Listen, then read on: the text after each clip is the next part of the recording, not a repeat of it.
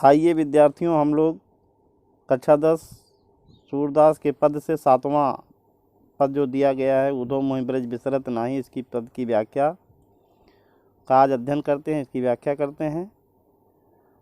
इसमें भगवान श्री कृष्ण के उस समय का वर्णन किया गया है जब भगवान श्री कृष्ण मथुरा चले गए हैं कंस के बुलावे पर, और वहाँ पर उनकी मुलाकात उद्धव नाम के ज्ञानी से होती है, ज्ञानी व्यक्ति से होती है।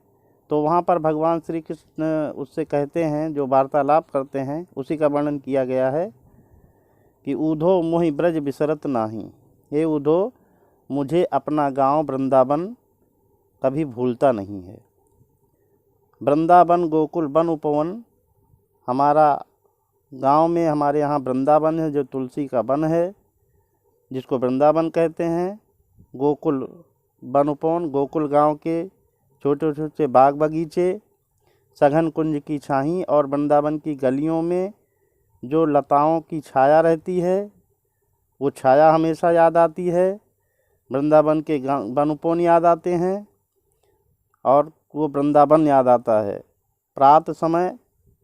और मुझे इस बात की बहुत याद आती है जब सवेरा होने पर माता यशोमती, मेरी माँ यशोदा जी और नंद जी सामने आते थे तो देख सुख पावत, मुझे देख करके बहुत प्रसन्न होते थे।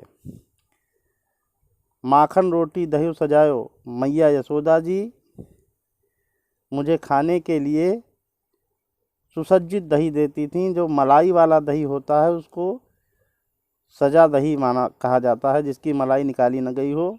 ऐसे मलाई वाला दही और मक्खन और रोटी खाने के लिए मुझे देती थीं, और अतिहित साथ खवावत, मैं नहीं खाता था तब भी मेरे भलाई के लिए वो बड़े प्रेम से मुझे खिलाती थीं।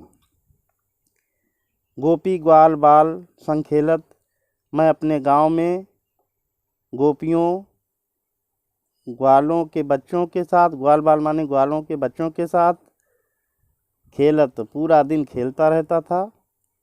सब दिन हंसत सिरात, और इस प्रकार से सभी दिन जो है वो हंसते खेलते बीत रहे थे। सिरात माने बीत रहे थे। सूरदास धन धन ब्रजवासी, सूरदास ने कहा है कि धन्य हैं ऐसे वृंदावन में रहने वाले लोग जिनसो हित जगतात, जिनके द्वारा भगवान श्री कृष्ण का भी भला होता है, जिसका एहसान भगवान श्री कृष्ण भी मानते हैं। ऐसे वृंदावन के लोग धन्य हैं। इस पद में पूर्व की भांति ब्रजभाषा, शब्द शक्ति लक्षणा गुण माधुर्य और पुनर्प्रकाश धन धन ब्रजवासी में है, गोपी ग्वाल में अनुप्रास अलंकार है। इस प्रकार से इसकी व्याख्या भी आप लिखेंगे।